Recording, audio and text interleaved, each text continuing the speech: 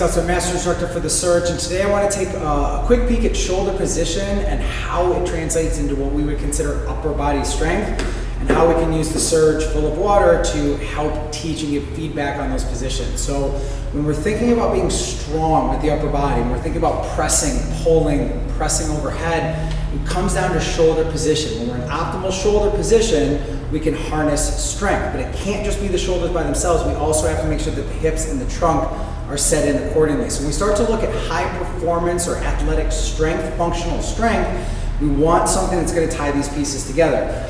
There's a couple positions that we'll use to teach these positions with the Surge, and we get the feedback in the moving water. So the first is going to be a distal load or a horizontal press, where I'm getting the Surge out in front. Now, if I lose my spine position, and if I have internally rotated on the shoulders, it's so hard to stabilize the load. I'm also going to feel massive pressure points in the back and really nasty stuff in the shoulders. So if I maintain trunk brace in position, maintain tension into the handles, and try and stabilize that load, it's instantly going to tell me what my positions are like, because you saw in the first one the water's all over the place.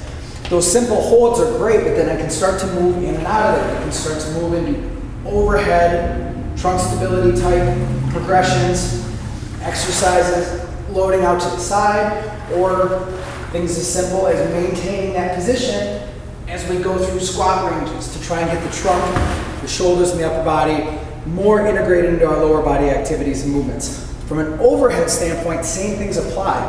A lot of times in overhead, we kind of rest into the lumbar and we internally rotate the shoulders. Again, you can see here, it's really hard to stabilize the load because I'm not in good position. If I maintain the pelvis and the trunk, externally rotate the arms, all of a sudden this becomes 1,000 times easier, not only to hold, but to stabilize.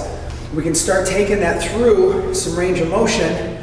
I'm trying to keep the water stable through that press. If I feel it destabilize at any time, it's because I've lost position in the trunk and or the shoulders. And of course, we can start to make this more dynamic by progressing it to something like a thruster, pausing and holding at that end range to make sure that I'm dialed in, or starting to repeat and knock out those reps in succession, because anytime I start to lose stability in the water, it's going to mess up the next rep. So at the end of the day, upper body strength comes down to shoulder, good position, good trunk position, good shoulder position on top of good trunk position, and to get that we need feedback, and that's where the water comes in huge.